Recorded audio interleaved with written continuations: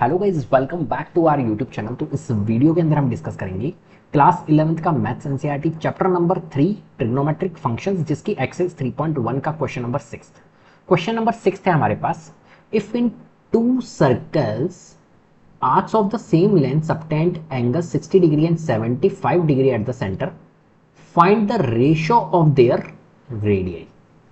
यहां पर क्या करना है आपको, दो सर्कल्स यहां पर गिवन है। जैसे कि यहां पर आपको दिख रहा होगा दो सर्कल्स हैं।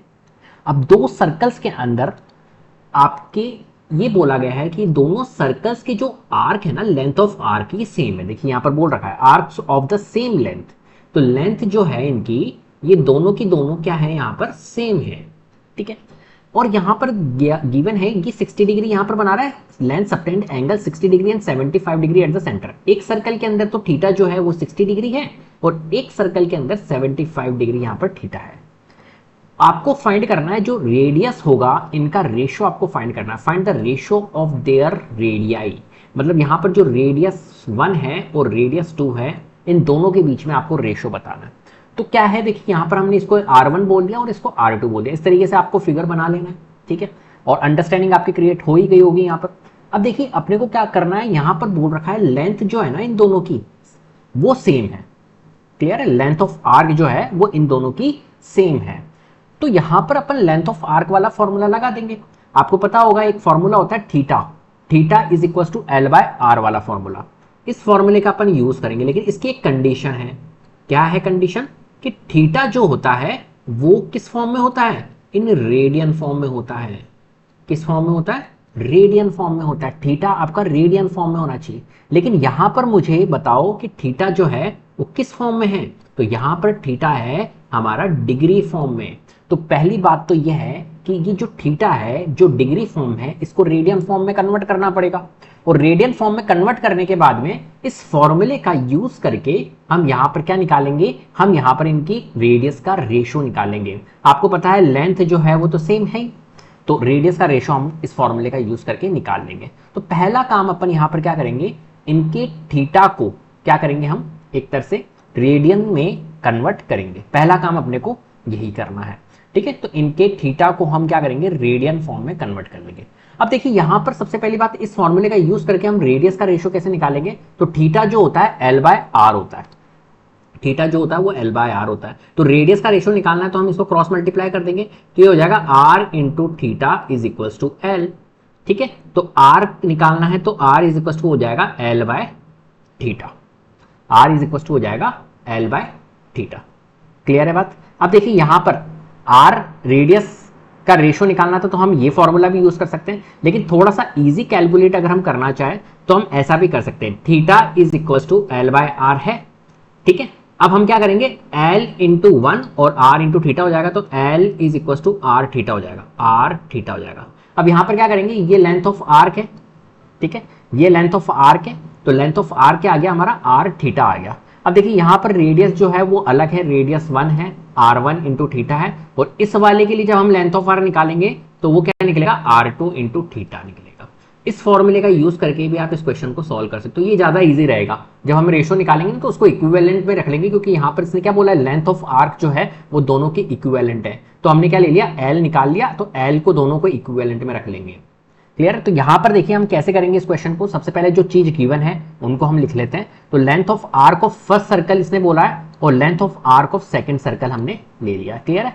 यहां पर जो हमने फॉर्मूला बनाया, अभी मैंने आपको बताया L is equal to R1 theta, तो यहां पर देखिए L is equal to R1 theta, और ऐसे सेकंड वाले सर्कल के लिए जो फॉर्मूला बनेगा L is equal to R2 theta, L is equal to R2 theta. Clear है। अब देखिए यहां पर जब हम सॉल्व करेंगे तो लेंथ ऑफ आर्क हमारी निकल जाएगी, R1 इंटू थीटा, थीटा क्या है हमारा यहाँ पर 60 डिग्री, और ऐसे R2 इंटू थीटा, थीटा क्या है यहाँ पर 75 डिग्री। तो R1 65 डिग्री और R2 75 डिग्री। अभी आप कहोगे सर थीटा में आपने डिग्री फॉर्म क्यों रख दिया, रेडियन फॉर्म में होता है थीटा। तो हम इसको अब कन्वर्ट कर लेंगे रेडियन फॉर्म में। तो हम कैसे करेंगे, कन्वर्टिंग इनटू रेडियंस। तो R1 इंटू, देखिए 60 डिग्री को हमने यहाँ पर डायरेक्टली कन्वर्ट कर दिया। तो 60 डिग्री को जब हम कन्वर्ट करेंगे तो कैसे करेंगे, हम पाई इंटू 1/80 से हम मल्टीप्लाई कर देंगे। ठीक है, आपको पता होगा कैसे करते हैं हम। देखिए हमारे पास में जो रेडियन मेजर होता है, एक फॉर्मूला होता है रेडियन मेजर का, radian measure is equal to होता है pi by 180 into degree major.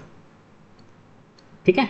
तो रेडियन मेजर हमारा निकल के आ जाता है, कैसे निकालते हैं हम, pi by 180 into degree measure जो भी आपको गिवन है, जैसे यहाँ पर 60 डिग्री है तो 60 डिग्री। तो बताइए इसको जब हम सॉल्व करेंगे तो रेडियन मेजर निकल के आएगा। तो हमने डायरेक्ट यहाँ पर पुट कर दिया R1 इंटू ये कर दिया हमने यहाँ पर 60 डिग्री और इंटू पाई इंटू 180 जो मैंने यहाँ पर करके दिखाया, और R1 तो है ही यहाँ पर पुट, तो R1 इंटू पाई बाय 3 हमारा यहाँ पर क्या निकला, एक तरह से आंसर निकला, मतलब रेडियंस फॉर्म में हमने निकाल दिया R1 theta R1 into pi by 3।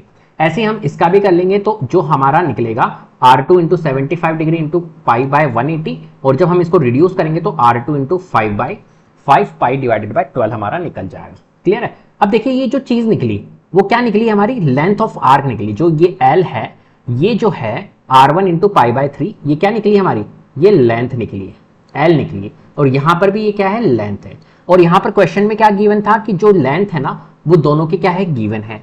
दोनों सर्कल के अंदर जो लेंथ ऑफ आर्क बन रही है वो क्या है हमारी, इक्विवेलेंट है। यहां पर बोला था arc of the same length, तो लेंथ अगर सेम है तो इन दोनों को मेरे को बताओ, आप इन दोनों को इक्विवेलेंट में रखोगे या नहीं रखोगे, इन दोनों के हमें इक्विवेलेंट में रखना होगा या नहीं रखना होगा, इसको और इसको इक्वल में रख सकते हैं या नहीं रख सकते, बिल्कुल रख सकते हैं। क्यों, क्योंकि इन दोनों की लेंथ हमारी सेम है, तो जाहिर सी बात है अगर ये सेम है, इक्वल है, तो हम इन दोनों को इक्विवेलेंट में रख लेंगे। तो देखिए यहां पर हमने क्या लिखा, given that length of first arc is equal to length of second arc. अब हमने लिख दिया लेंथ ऑफ फर्स्ट आर्क जो था वो R1 इंटू पाई बाय 3 था, तो हमने लिख दिया एज इट इज। ऐसे लेंथ ऑफ सेकेंड आर्क जो था वो R2 इंटू 5 पाई बाय 12 था, तो ये हमने एज इट इज लिख दिया। अब यहां पर इसको सॉल्व कर लेंगे, हम कैलकुलेट कर लेंगे। तो कैसे करेंगे यहां पर इसको कैलकुलेट, देखिए R1 है और R2 है, इनका अपने को क्या करना है, यहां पर रेशो निकालना है। R1 और R2 का हमें क्या निकालना है, रेशो निकालना है। तो यहां पर इसकी कैलकुलेशन कैसे करेंगे, मैं यहां पर करके दिखा रहा हूं। देखिए यहां पर हमारे पास में था R1 into pi by 3 is equals to R2 into 5 pi by 12। अब देखिए R1 को एज इट इज यहीं रहने देते, और इस R2 को, सॉरी ये R2 है, तो R2 को हम यहां पे ले आते तो ये R2 हो जाएगा। ऐसे यहां पर क्या है हमारे पास में 5 पाई 12 है, और इस पाई बाय 3 को जब ट्रांसपोज करेंगे तो यहां पर पाई बाय 3 क्या हो जाएगा, 3 बाय पाई हो जाएगा, ठीक है, रेसिप्रोकल हो जाएगा। अब इसको सॉल्व कर लेंगे, 3 4 जा 12, पाई से पाई रिड्यूस हो जाएगा, तो हमारा क्या निकल के आ रहा है, 5 बाय 4। तो R1 अपॉन R2 जो है वो 5 बाय 4 है, मतलब R1 रेशो R2 जो निकल के आ रहा है वो 5 रेशो 4 निकल के आ रहा है। यही हमें निकालना था इनका रेशो। तो R1 और R2 मतलब रेडियस 1 और रेडियस 2 का जो रेशो निकलेगा वो कितना निकलेगा, 5 रेशो 4 निकलेगा। तो आंसर जो होगा वो क्या होगा, 5 ratio 4।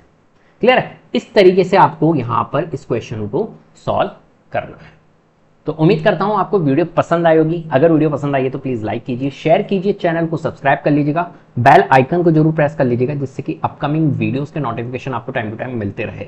Thank you so much.